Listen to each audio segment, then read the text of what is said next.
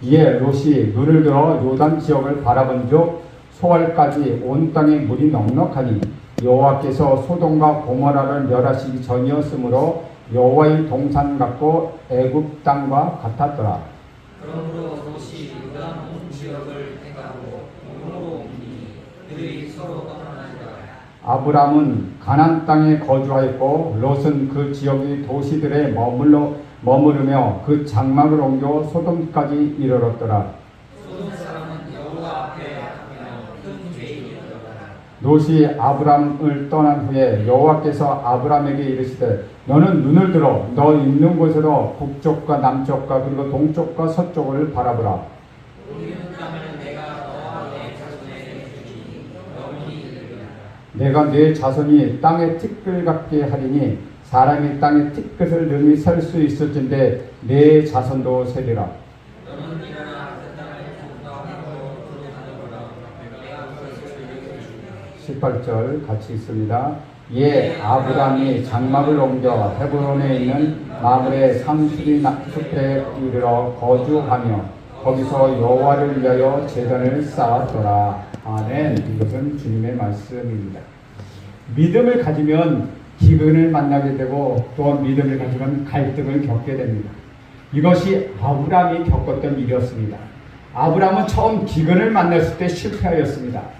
하나님 말씀보다 그가 기근을 더 두려워했기 때문입니다.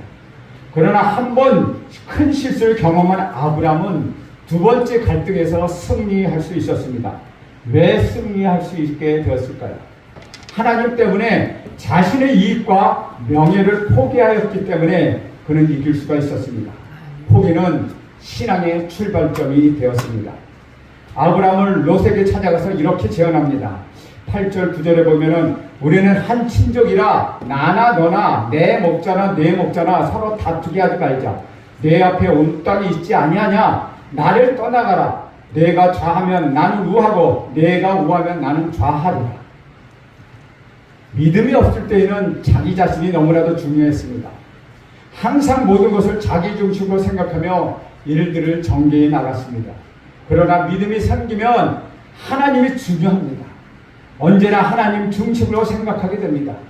믿음이 없을 때에는 자신의 이해관계에 예민하게 됩니다. 손해보는 일은 절대 하지 않습니다. 세상이 그렇기 때문입니다. 그러나 하나님 중심으로 믿음을 갖게 되면 손해볼 줄도 알고 포기할 줄도 아는 여유와 믿음이 생긴다는 것입니다. 믿음이 없었던 롯은 이런 갈등 상황에서 하나님을 선택하기보다는 이해관계에 예민했고 물질과 눈에 보이는 세상적인 행복을 추구하게 되었습니다. 10절에 보면 이에 롯이 눈을 들어 요단 지역을 바라본즉 소알까지 온 땅에 물이 넉넉하니 여호와께서 소돔과 고모라를 멸하기 전이었으므로 여호와의 동산과 같고 애굽 땅과 같았더라. 우리 주변에는 이렇게 우리를 유혹하고 우리를 매료시키는 세상의 물질과 세상의 명예와 쾌락들이 자리 잡고 있습니다. 그것이 얼마나 많은지 모릅니다. 롯은 선택권을 잘못 사용하였습니다. 롯은 자기가 본 세계가 자기를 행복하게 해줄 것이라고 그는 생각했습니다. 10절에 보면 롯이 바라본 요단에는 세 가지 특징을 가지고 있습니다. 첫째, 물이 넉넉했다는 사실입니다. 물이 많다는 것은 농사가 잘 되고 그것이 풍족하다는 것을 의미했습니다. 둘째는 여호와의 동산 같았다고 이야기합니다. 에덴 동산을 생각하게 할 만큼 완벽한 조건과 환경을 갖췄던 지역이라고 볼 수 있습니다. 셋째는 애굽 땅과 같았다라고 하는 것입니다. 아브람과 롯은 기근 때문에 한때 애굽 땅으로 피신한 적이 있었습니다. 롯은 그곳에서 나일강을 중심으로 한 찬란한 도시 문화가 꼽혔던 애굽의 문명의 편리함과 화려함을 보았던 것이죠. 바로 그렇게 물된 동산과 같고 여호와의 동산과 같고 애굽 땅과 같은 그것은 행복을 보장된 것처럼 그렇게 그 눈에 보였습니다. 그래서 롯은 그것에 매료되어 그것을 선택하게 되었다는 것이죠. 여러분, 그 땅이 어떤 땅인지 아십니까? 바로 소돔과 고모라 땅이었습니다. 역사적으로 가장 무서운 심판을 받았던 땅이었습니다. 소돔과 고모라는 화려한 도시요 매력이 있는 도시이지만 하나님의 약속과 하나님의 축복이 없는 도시입니다. 단지 인간적인 관점에서 볼 때 행복을 약속해 줄 것 같은 그런 착각을 주는 도시일 뿐이라는 것입니다. 사랑하는 여러분, 화려함에 속지 마십시오. 그럴듯한 곳에는 언제나 함정이 있기 마련입니다. 이러한 유혹은 아브라함과 롯에게만 있었을까요? 결코 그렇지 않다는 것입니다. 우리 주변에도 얼마든지 이러한 것을 찾아볼 수 있다는 것입니다. 우리가 거주지를 선택할 때 많은 가능성이 우리에게 주어져 있습니다. 그런데 집을 어떤 곳에 선택하느냐 하는 것이 여러분이 결정해야 할 큰 몫이라는 것이죠. 아마도 대부분의 사람은 집값이 빨리 오르는 것이 예상되거나 자녀의 교육이 편리한 곳에 집을 얻을 수 있을 것입니다. 여러분의 직장 선택의 기준은 무엇입니까? 월급을 많이 주고 좀 더 다른 사람들이 부러워할 만한 직장이 아닙니까? 그러나 월급은 좀 적어도 하나님께 영광을 돌릴 수 있는 자리는 어떻습니까? 결혼을 위하여 여러분이 선택한 남자나 여자의 선택 기준이 무엇입니까? 여러분이 사위나 며느리를 맞을 때 그의 선택 기준은 무엇이냐 하는 것입니다.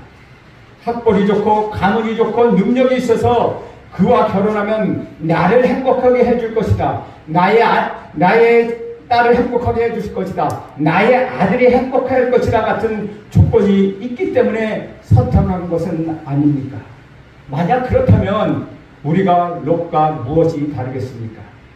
11절 말씀 우리 함께 읽겠습니다. 11절 시작.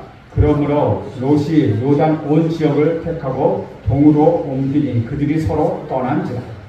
결국 롯은 하나님을 선택하지 못하고 세상을 선택하였습니다. 사람이 눈에 보기 좋은 행복의 조건을 그는 찾아간 것이었습니다. 선택에는 책임이 따릅니다. 잘못된 선택에는 비록 그것이 10년이나 20년 후이라 할지라도 반드시 그 대가를 치른다는 것입니다. 그러나 롯은 미처 그것을 생각하지 못했습니다. 마치 부모가 아무리 이야기를 해도 알아듣지 못하는 사춘기의 아이들처럼 아무리 이야기를 해도 믿음이 없는 사람들은 알아듣지 못한다는 것입니다. 롯의 비극은 아브라함을 떠나는 데부터 시작되었습니다. 세상을 택했기 때문에 롯은 아브라함을 떠나야만 했다는 것이죠. 왜 아브라함을 떠난 것이 비극입니까? 왜냐하면 아브라함은 축복의 사람이기 때문입니다. 비록 가난하지만 비록 가진 것은 없지만 그 사람은 축복의 사람이었다는 것이죠. 사랑하는 제속교회 성도 여러분, 축복의 사람의 뒤를 따르면 축복의 사람을 만나십시오.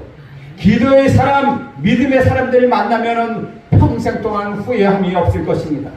그러나 대부분 사람들은 친구를 잘못 사귀어 후회하며 살아가기도 합니다. 나는 여러분 모두가 축복의 사람을 만나기를 간절히 소망합니다. 12절 말씀도 함께 읽겠습니다. 시작.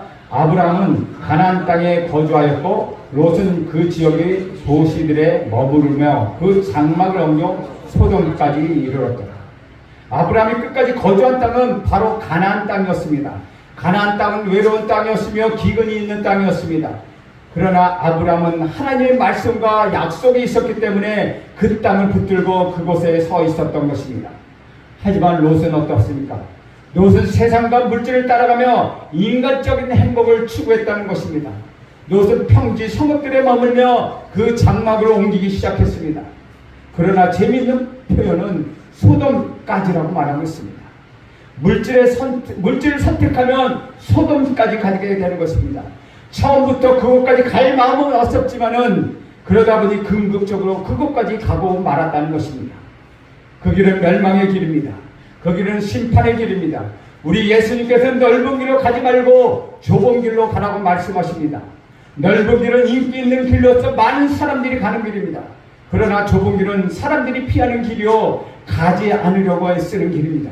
그런데 우리 예수님은 좁은 길로 들어가라고 말씀하십니다. 13절에 이렇게 기록합니다. 소돔 사람은 여호와 앞에 악하며 큰 죄인이었더라. 화려한 것과 쾌락되에는 항상 죄가 숨어 있습니다. 넓은 길 뒤에는 멸망이 있습니다. 그러나 좁은 길 뒤에는 영생이 있습니다. 불편하다고 불행한 것은 아니라는 것이죠. 편하다고 해서 행복하고 평안을 얻는 것도 아니라는 것입니다. 하지만 사람들은 미련해서 항상 넓고 항상 편하고 항상 좋고 항상 자기가 기쁜 좋은 것을 따른다는 것입니다. 사람들은 매일매일 어디에 기준을 두고 선택하며 살아가는 것입니까? 여러분, 무엇을 기준으로 하여 선택하며 이 세상을 살아가고 계십니까? 롯은 아브라함을 떠났습니다. 아브라함은 홀로 남았습니다. 신앙은 항상 홀로 남는 것입니다. 누군가 나를 위하여 대신 신앙생활을 해줄 수는 없습니다. 누군가가 나를 위하여 대신 믿음을 가지고 이어 기도해 줄 수는 없다는 것이죠. 여러분이 신앙을 가지고 여러분이 믿음을 가지고 기도할 때 우리 하나님은 그 기도에 응답하신다는 것입니다. 신앙을 가지면 고독해지고 신앙을 가지면 그래서 외로워지는 것입니다. 신앙을 가지면 인기를 잃어버립니다. 그래서 사람들은 그래도 그 길을 가야 하는가 라고 묻습니다. 많은 사람들이 자신의 청춘과 젊음을 아까워합니다. 그래서 어느 날 늙고 병들어서 모든 사람들 시선에서 벗어났을 때야 비로소 그는 후회하고 하나님 앞으로 돌아오는 사람들이 얼마나 많이 있습니까? 우리 14절 말씀 한 목소리로 있습니다. 시작. 롯이 아브람을 떠난 후에 여호와께서 아브람에게 이르시되 너는 눈을 들어 너 있는 곳에서 북쪽과 남쪽과 그리고 동쪽과 서쪽을 바라보라. 롯이 아브람을 떠난 후에 하나님께서 아브람을 찾아오셨습니다. 우리는 여기서 단순하지만 아주 놀라운 사실 하나를 발견합니다. 하나님은 언제 찾아오십니까? 롯이 떠나고 나서 바로 찾아오셨다는 것입니다. 아브람과 롯이 갈등을 겪고 있을 때 손해를 볼 것인가 아니면 그런 손해를 보지 말 것인가를 가지고 많은 고민을 했습니다. 그러나 결국 아브람은 하나님을 생각하면서 포기와 손해를 선택했습니다. 그리고 롯은 떠났습니다. 놀라운 사실은 롯이 떠난 후에 하나님이 아브람을 찾아오셨다는 사실입니다. 그러나 자세히 보면 하나님은 이미 아브람 곁에 계셨다는 사실을 우리는 알 수 있습니다.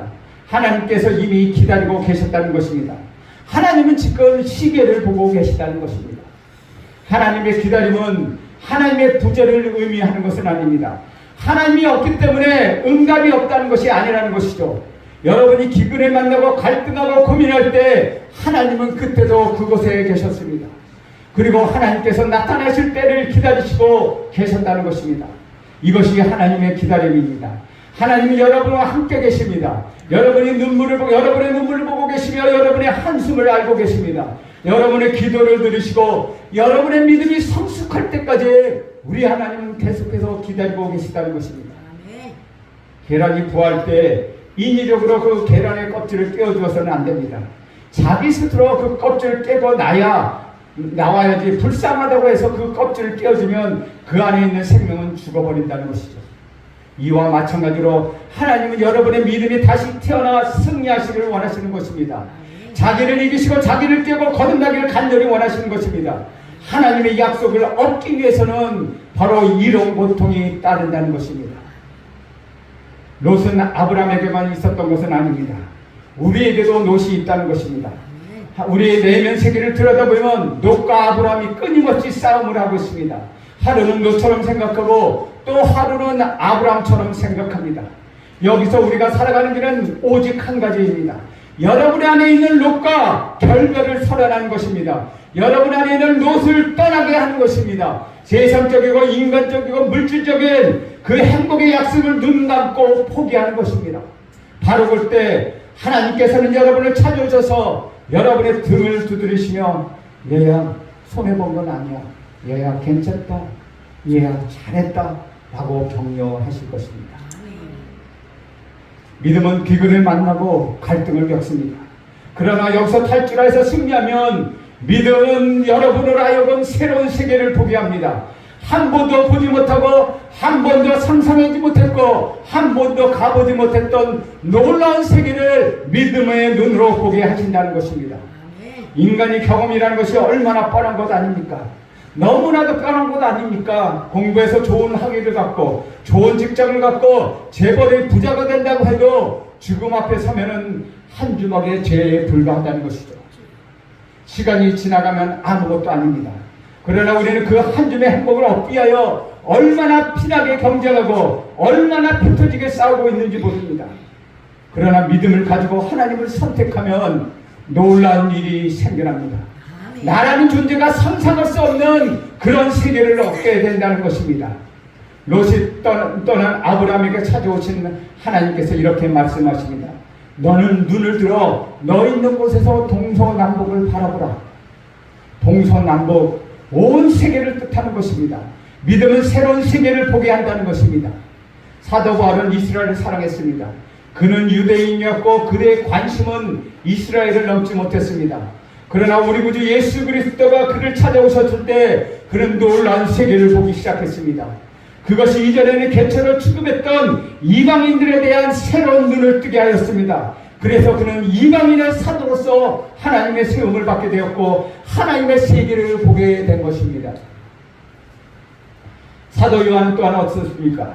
온몸에 기름투성으로 기름 불에 들어갔다 나와서 온몸에 진불이 흐리는 3도 화상 4도 화상을 이끌고 밤모섬에 유배당한 그가 볼 수 있었던 것은 유배지 밤모섬이라는 버려진 땅이 전부였습니다. 그러나 그가 기도하던 중에 하나님의 음성을 들었습니다.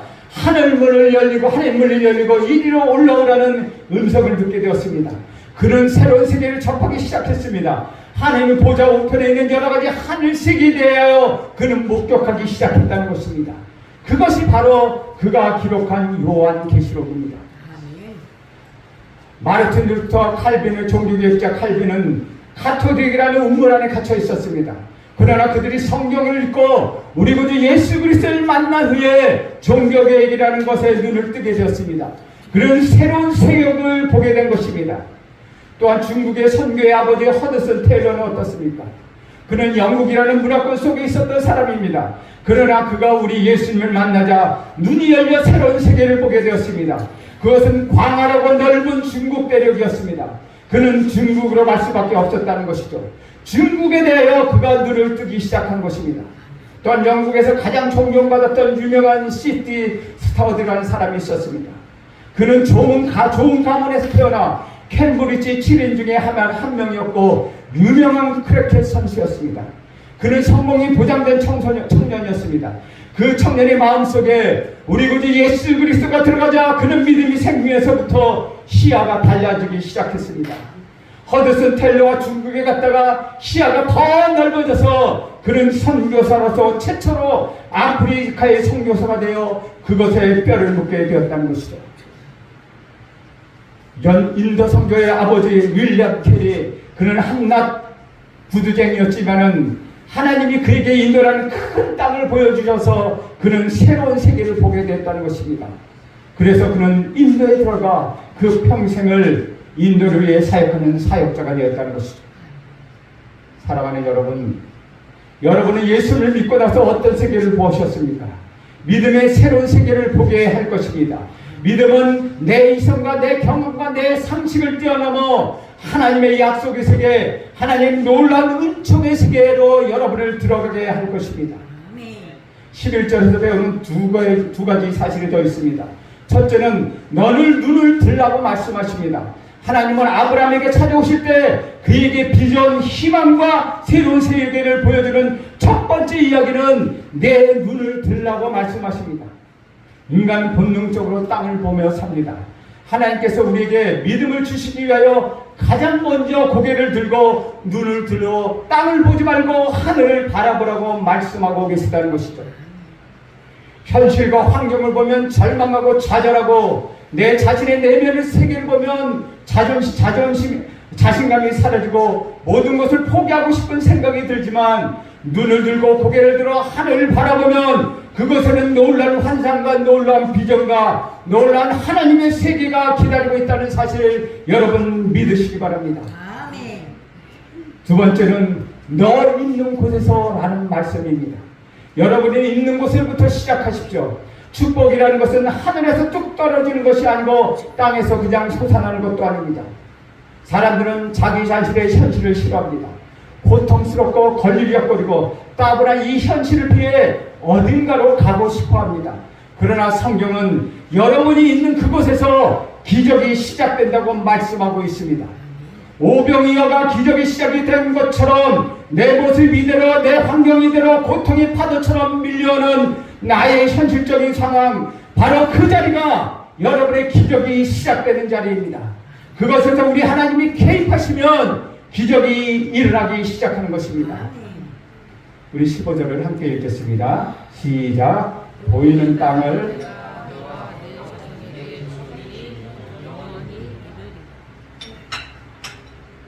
여러분 무엇을 보느냐? 그것이 비전입니다. 어떤 총각이 한 처녀를 계속 보면서 따라가고 그것을 위해서 계속 노력했습니다. 결국 어느 날부터는 그 여인과 함께 살게 됩니다. 보고 있으면 그것이 비전이 된다는 것입니다. 내가 보는 땅을 내가 주리라.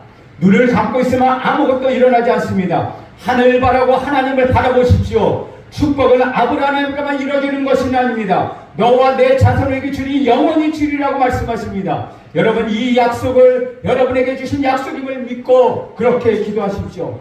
그렇게 바라십시오. 진정으로 축복을 받는 사람은 자신의 세대보다 그 다음 세대에서 나타납니다. 부자 30년이라는 말이 있습니다. 돈은 오래가지 못합니다. 그러나 믿음은 영원한 것입니다. 진정한 축복은 열애들을 통해서 계속 이어져 나가는 것입니다. 믿음은 이 새로운 세계를 보게 하는 것입니다. 16절 말씀 함께 봅니다. 시작. 내가 내 자손이 땅의 티끌같이 하리니 사람이 땅의 티끌을 능히 셀 수 있을진데 내 자손도 세리라. 이 말씀은 하나님의 축복은 무한하다는 뜻을 담고 있습니다. 하나님이 주시는 축복은 셀 수 없으며 상상할 수도 없으며 그 크기를 측량할 수도 없습니다. 그러나 세상이 주는 축복 너무나도 뻔한 것입니다. 앞을 봐도 그렇고 뒤를 봐도 그렇습니다. 그러나 하나님이 주시는 축복은 측량할 수 없을 정도로 무한하고 측량할 수 없어도 커다란 축복이라는 것입니다. 17절에 이렇게 말씀하십니다. 너는 일어나 그 땅을 종과 형으로 두루 다녀보라. 내가 그것을 네게 주리라. 얼굴을 들라. 보라에 이어서 아브라함에게 주신 세 번째 축복의 메시지는 일어나 걸으라는 것입니다. 하나님의 비전을 이루며 누리는 조건은, 축복의 조건은 고개를 들고 비전을 보고 그것을 향하여 일어나 걸어가며 땅을 밟는 것입니다. 하나님은 아무것도 하지 않는 사람에게 축복을 거저 주시지 않습니다. 그를 보았고 그의 음성을 들었습니다. 그러고는 일어나 종과 형으로 걷기 시작했습니다. 여러분의 미래는 아무도 가본 적이 없는 일입니다. 미래는 여러분의 것입니다. 믿음이 있는 사람의 것입니다. 미래를 갖는 사람, 그 사람의 것이라는 것입니다. 축복도 갖는 사람, 그 사람의 것입니다. 저는 여러분이 사우디아라비아 땅을 축복하길 원합니다. 저는 여러분이 아프리카 땅을 받기를 간절히 원합니다. 저는 여러분이 일본을 축복하기를 간절히 소원합니다. 어떤 여자는 결혼을 하고 아이를 낳고 기저귀를 빨면서도 나는 내일의 모세의 기저귀를 빨고 있다고 생각합니다. 현실은 기저귀를 빨고 있지만, 그저 현실은 밥하고 빨래하고 살고 있지만 그녀는 지금 전혀 다른 세계에서 살고 있다는 것입니다. 내가 땀 흘려 번 돈은 세계를 변화시키는 돈이라고 생각하는 사람, 그 사람은 다른 세계에 살고 있는 사람이라는 것이죠. 믿음은 새로운 세계를 보게 합니다. 믿음은 새로운 마음을 갖게 합니다. 하나님만큼 믿음을 갖게 합니다. 하나님의 비전과 꿈을 소유하게 만드는 것, 그것이 믿음이라는 것입니다. 그러나 그런 믿음을 가졌다 할지라도 현실은 항상 초라하고, 현실은 배고프고, 현실은 고통스럽고, 현실은 고난의 연속일 수도 있다는 것입니다. 18절에 이렇게 기도합니다. 이렇게 이야기합니다. 우리 함께 읽겠습니다. 18절. 예, 아브라함이 장막을 옮겨 헤브론에 있는 마므레 삼수리 스풀에 이르러 거주하며 거기서 여호와를 위하여 제단을 쌓았더라. 아브라함이 그 비전을 보았지만 현실은 여전히 마므레 삼수리 나무 스풀에 있었습니다. 어제나 오늘이라 달라진 것은 그에게 없었습니다. 그러나 그는 이미 변한 사람이었습니다. 태양을 본 사람은 촛불을 만족하지 않습니다.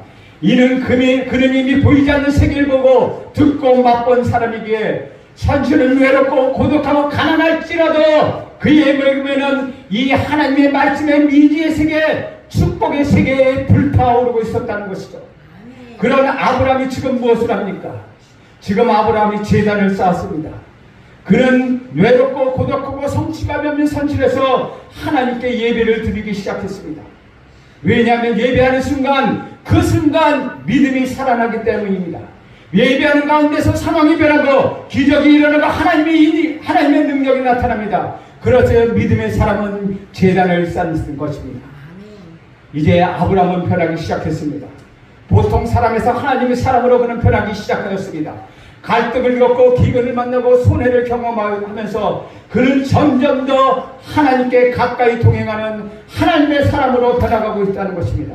저는 여러분에게 이런 축복이 임하기를 간절히 소원합니다.